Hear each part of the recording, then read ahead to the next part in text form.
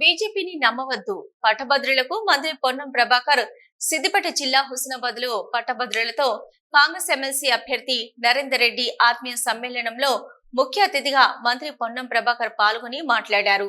రైతు భరోసా డబ్బులు, ఇంద్రమ్మ ఇండ్లు, రేషన్ కార్డుల పంపిణీ నిరంతరం కొనసాగుతుందని పేర్కొన్నారు. ఇక 2 లక్షలలోపు ఉన్న రుణమాఫీని తప్పకుండా పూర్తి చేస్తామన్నారు. 4 జిల్లాల్లో ఉన్న పట్టభద్రులు కష్టపడి పైకి వచ్చిన కాంగ్రెస్ పార్టీ అభ్యర్థి నరేందర్ రెడ్డిని బలపరచాలని కోరారు. తెలంగాణ ప్రభుత్వం తీసుకున్న నిర్ణయం ప్రకారం జరుగుతున్న సర్వేలో మిగిలిన వారికి 16వ తేదీ నుంచి 28వ తేదీ వరకు అవకాశం ఇచ్చామన్నా, వీలైతే హైదరాబాద్ నుంచి ప్రాతినిధ్యం వహిస్తున్న బీజేపీ నాయకులు ఎక్కడైనా మిస్ అయినా వారిని చైతన్యపరిచి తెలంగాణ జనాభా లెక్కల్లో ఉండాలని చెప్పాలన్నారు. 42% రిజర్వేషన్ల అమలు కోసం కేబినెట్ తీర్మానంతో పాటు శాసనసభలో చట్టం తీసుకొస్తామని, ఈ ప్రతిపాదనను రాష్ట్ర బీజేపీ నాయకులు తీసుకుపోయి ఢిల్లీలో ప్రధానమంత్రి ఒప్పిస్తారా లేదా అని ప్రశ్నించారు.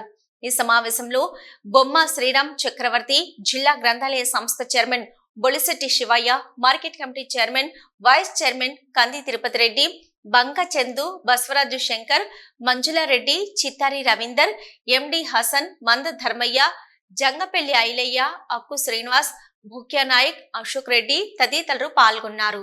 దేశంలో కాంగ్రెస్ అధికారంలోకి వస్తే దేశవ్యాప్తంగా, రాష్ట్రంలో అధికారంలోకి వస్తే ఆ రాష్ట్రాల్లో కుల సర్వే చేస్తామని చెప్పిన దానిలో భాగంగా తెలంగాణ ప్రభుత్వం పక్షాన 1,00,000 మంది ఉద్యోగులను నియమించి 150 ఇళ్లకు ఒకరి చొప్పున కుల సర్వే జరిగింది.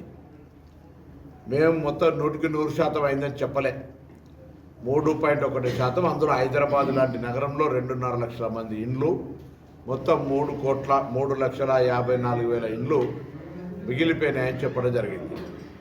1,12,00,000 మంది ఇండ్లకు జరిగింది, 1,15,00,000 ఇండ్లకు గాను అని చెప్పినాం కూడా. ఈ సర్వే జరిగిన సందర్భంలో అన్ని రాజకీయ పార్టీలు సర్వే జరగాలనే తీర్మానానికి అరాకోరం మద్దతు ఇచ్చి, సర్వే జరిగిన తర్వాత శాసనసభలో చర్చకు పెడితే కూడా అరాకోరం మద్దతు ఇచ్చి వాళ్ళ యొక్క బుద్ధిని చాటుకున్నారు.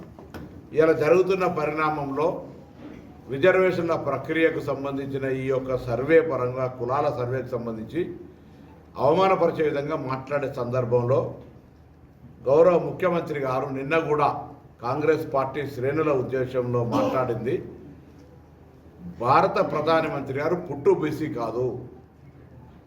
సరే, 1994లో చమల్దాస్ గారు ముఖ్యమంత్రి కాంగ్రెస్ ఉన్నప్పుడు మారిందా, ఆయన ముఖ్యమంత్రి అయిన తర్వాత మార్చుకున్న అంశం పక్కన పెడితే ఎప్పుడో ఒకప్పుడు ఆయన బీసీ కన్వర్ట్గా మారినారు. కిషన్ రెడ్డి గారు అంటూ మిగతా కులాల గురించి మాట్లాడుతూ ఉన్నారు. సరే, దేశంలో కిషన్ రెడ్డి గారిని, లక్ష్మణ్ గారిని, రాజేందర్ గారిని, మిగతా భారతీయ జనతా పార్టీ నాయకులందరూ అడుగుతా ఉన్నాం, ఈ ప్రధానమంత్రి కులానికి సంబంధించిన ప్రస్తావన తెచ్చి తెలంగాణ బలహీన వర్గాల వారికి అన్యాయం చేసే ప్రయత్నం మానుకోండి. ఇలా 94లో అయినా, 2004లో ముఖ్యమంత్రి 2001 తర్వాత అయిందా, 5-6 ఏళ్ళ తేడా కావచ్చు.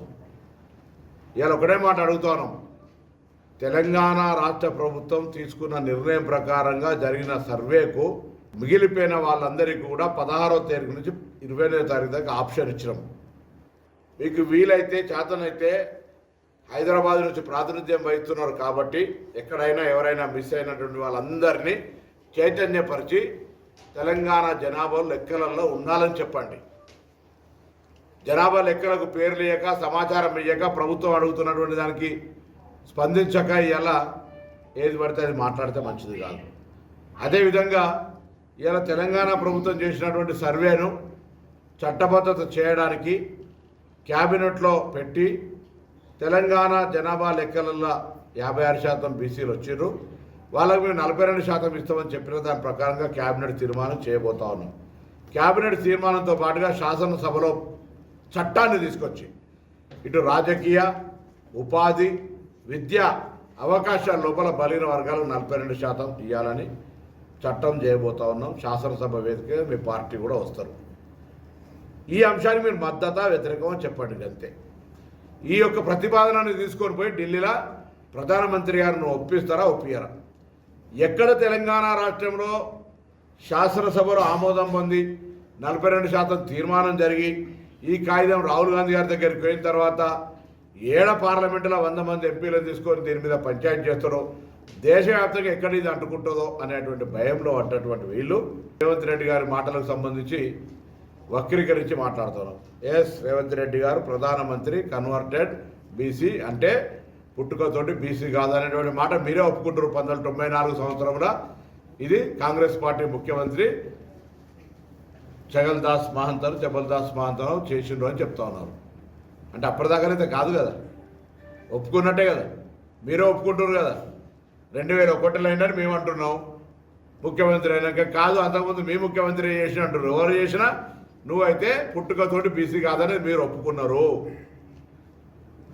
ఇక దాని గురించి పక్కన పెట్టి ఇవాళ తెలంగాణ రాష్ట్ర ప్రజలకు ఇచ్చినటువంటి బీసీ 42% అవకాశానికి మీరు కేంద్రం నుంచి అన్ని రకాల మంజూరీలు లేదా దానికి సంబంధించినటువంటి చట్టపరమైన చర్యలు తీసుకునే ప్రక్రియలో మీరు క్రియాశీలక పాత్ర పోషిస్తే బలహీన వర్గాలు మీ పట్ల ఆలోచన చేస్తాయి.